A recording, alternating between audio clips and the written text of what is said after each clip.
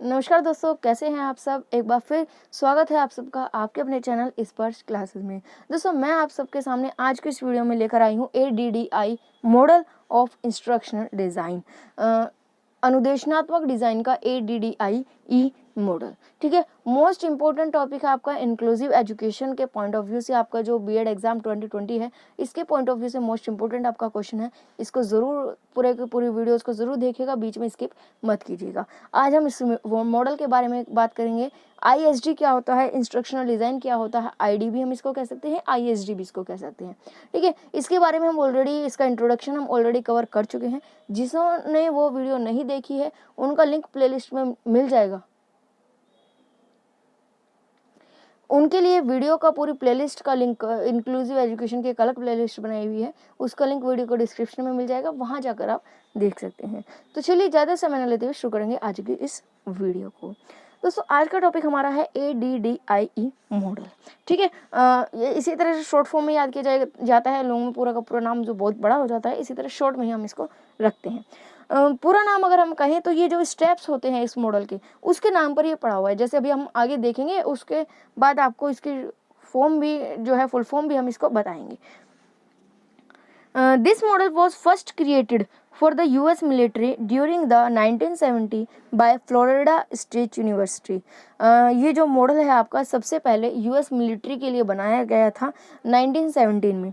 Florida state university में ये जो मॉडल है, ये इसका निर्माण किया गया था। It consists of 5 inter related phases. ये जो है, इसमें 5 परस्पर संबंधित चरण होते हैं, यानी कि 5 स्टेप्स होते हैं, 5 फेजेस होते हैं। सभी स्टेप्स आपस में इंटर रिलेटेड होते हैं, आपस में एक दूसरे से संबंधित होते हैं। अब वो कौन कौन से स्टेप्स होते हैं, ये हम देखेंगे इसमें। हमने इससे पहले वीडियो में हमने देखा था ISD क्या होता है। हम एक ऐसा डिज़ाइन का निर्माण करते हैं, हम एक ऐसा फ्रेमवर्क बनाते हैं, एक ऐसा सिस्टम बनाते हैं जिससे हमारी जो लर्निंग है वो अफेक्टिव हो सके, अट्रैक्टिव हो सके, अपीलिंग हो सके, एफिशिएंट हो सके। ज़्यादा से ज़्यादा बच्चे, हर एक बच्चा, चाहे वो एबल्ड हो डिसेबल्ड हो, उस तक हम नॉर्मल एजुकेशन को पहुंचा सकें। ठीक है, जनरल एजुकेशन को हम पहुंचा सके, ये एक ऐसा डिज़ाइन होता है। अब उस डिज़ाइन को कंस्ट्रक्ट करने के लिए अलग अलग साइकोलॉजिस्ट ने अपने अलग अलग मॉडल दिए हैं। तो सबसे पहला मॉडल आपका है ADDI मॉडल। यहाँ पर जो है 5 स्टेप्स आपके होते हैं। सबसे पहला स्टेप है आपका एनालिसिस। ठीक है, एनालिसिस यानी कि विश्लेषण, हम इसको हिंदी में कहते हैं। इस स्टेप में क्या होता है, हम विश्लेषण करते हैं, एनालाइज करते हैं। इसके बारे में भी डिटेल से नीचे लिखा हुआ है, आगे धीरे धीरे हम पढ़ेंगे। पूरी की पूरी वीडियो को बिल्कुल भी स्किप मत कीजिए बीच में। ठीक है, पूरा देखिएगा। तो एनालाइज करते हैं। सबसे पहला हमारा स्टेप क्या होता है इस मॉडल के अकॉर्डिंग, कि हम सबसे पहले स्टेप में विश्लेषण करते हैं, एनालाइज करते हैं। किन चीज़ों का एनालाइज करते हैं, हम लर्नर्स की क्या ज़रूरतें हैं, जो स्टूडेंट्स हैं उनकी क्या ज़रूरत है, उनकी क्या नीड्स हैं। ठीक है, इस चीज़ को हम एनालाइज करते हैं। उनका प्रीवियस नॉलेज, एग्जिस्टिंग नॉलेज कितनी है, अभी तक उन बच्चों में कितनी नॉलेज है, इन सब चीज़ों को हम एनालाइज करते हैं। सब चीज़ों को आगे अभी डिटेल में हम बताएंगे। यहाँ पर सिर्फ और सिर्फ स्टेप्स के बारे में थोड़ा सा ब्रीफ में देख लेते हैं पहले, ताकि आपको समझने में आसानी हो सके।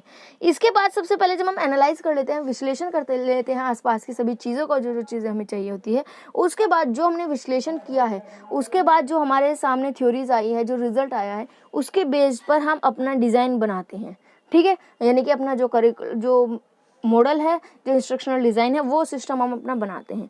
डिज़ाइन बनाने के बाद उस डिज़ाइन को डेवलप करते हैं, उसका विकास करते हैं। ठीक है, और विकास करने के बाद नेक्स्ट है इम्प्लीमेंटेशन, यानी कि कार्यान्वयन करना। मतलब जो हमने बनाया सिस्टम, उस सिस्टम को अप्लाई करते हैं। अप्लाई भी यहाँ हम इसको लिख सकते हैं, या एप्लीकेशन भी इसको कहीं कहीं कह देते हैं, कि जो हमने बनाया उसका प्रयोग किया, उसको इम्प्लीमेंटेशन कर दिया, उसका कार्यान्वयन कर दिया। इसके बाद नेक्स्ट आता है आपका लास्ट फेज आता है इवैल्यूएशन।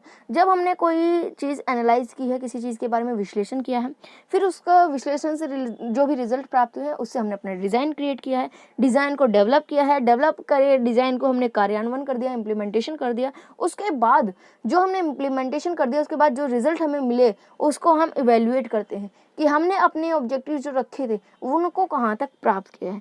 तो इस तरह से 5 स्टेजेस होते हैं। यहाँ पर आप एक चीज़ देख रहे होंगे डायग्राम में, अगर आपने नोटिस किया होगा कुछ चेंजेस है। क्या चेंज है? नॉर्मली यहाँ तक तो आपका सही है फेजेस, लेकिन इवैल्यूएशन के बाद में यहाँ एनालिसिस से नहीं जुड़ रहा है, क्योंकि इवैल्यूएशन के बाद हम एनालाइज नहीं करते। इवैल्यूएशन में ही हम ये सब चीज़ देख लेते हैं कि हमने जो रखा था, जो ऑब्जेक्टिव्स हमने रखे थे, हमने अपने ऑब्जेक्टिव्स को कितना प्राप्त किया है, हमारा जो दिया गया सिस्टम है वो कहाँ तक अच्छा काम कर रहा है। जब इवैल्यूएशन कर लेते हैं, अगर उसमें कुछ कमी रह जाती है तो हम क्या करते हैं, इसके बाद एनालाइज पे नहीं डायरेक्ट डिज़ाइनिंग पे जाते हैं। यानी कि जो कुछ कमी रह गई हमारी, उस कमी को इम्प्रूव करने के लिए हम दोबारा से अपने सिस्टम को डिज़ाइन करते हैं। इसीलिए यहाँ पर जो डायग्राम है इसमें यहाँ से जो एरो है ये एनालाइज पर नहीं जाकर डायरेक्ट डिज़ाइन पर जाएगा और ये प्रोसेस इसी तरह से चलता रहेगा। ठीक है, तो ये आपका 5 स्टेप्स मेथड है। अब देखते हैं कि ADDIE मॉडल नाम कैसे पड़ा, इसका मतलब क्या है ADDIE का। यहाँ पर ये जो ADDIE है, ठीक है, ये जो है ये आपके 5 स्टेप्स हैं। A से मतलब है एनालिसिस,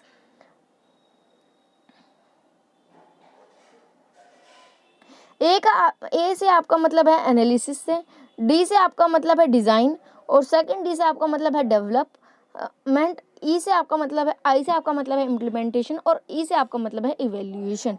तो अगर कोई भी एग्जाम में वेरी शॉर्ट क्वेश्चन आ जाए तो ADDIE मॉडल का फुल फॉर्म बताइए, तो आप यहाँ पर लिख देंगे analysis, design, development, implementation, evaluation model. ठीक है, आप डायरेक्ट इनके सबके नाम लिख देंगे। इस मॉडल का जो नाम है इसी से आपको ये स्टेप बाय स्टेप याद भी रहेंगे, क्योंकि ये हम क्रम में लिखने हैं, सीक्वेंस में लिखने हैं, हम इनको आगे पीछे नहीं कर सकते। एक स्टेप है, प्रोसेस है। अब इनको थोड़ा सा डिटेल में देख लेते हैं।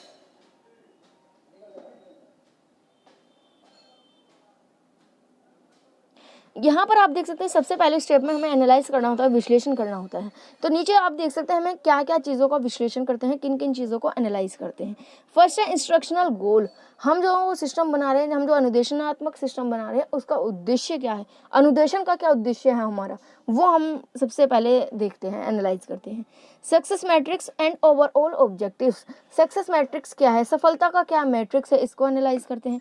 यानी कि कितने बच्चे किस एवरेज में, क्या सफलता का जो मैट्रिक्स है, सफलता का जो ग्राफ है, वो हम एनालाइज करते हैं।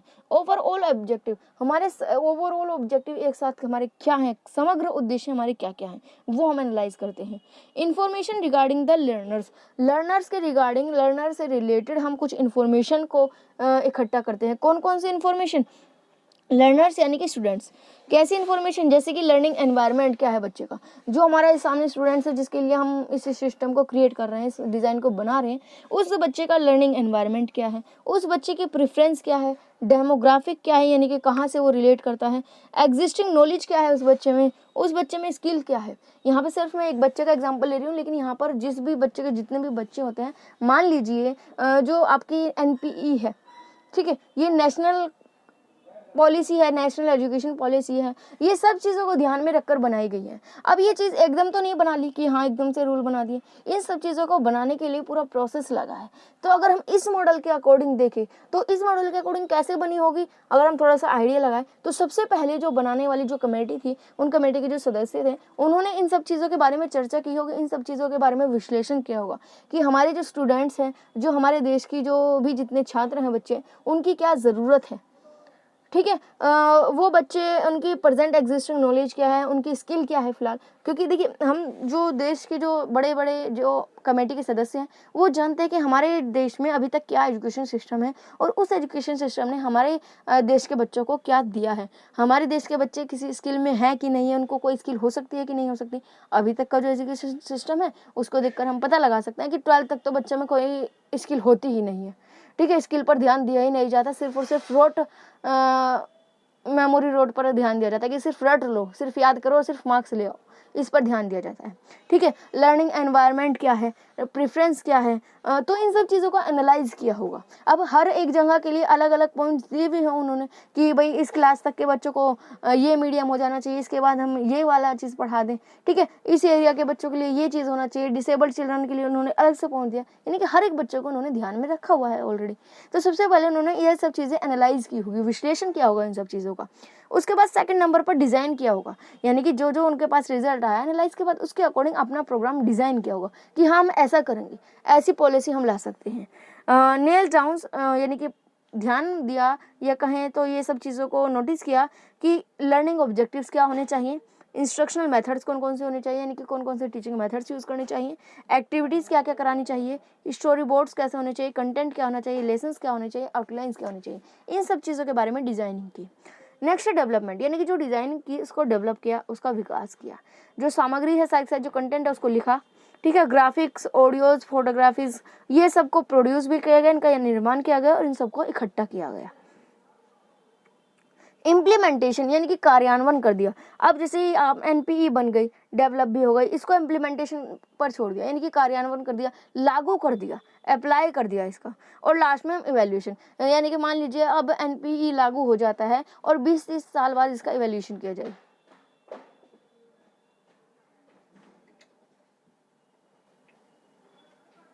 क्योंकि अभी 5-6 साल तो एटलीस्ट इसको अच्छी तरीके से अप्लाई होने में ही लग जाएगा।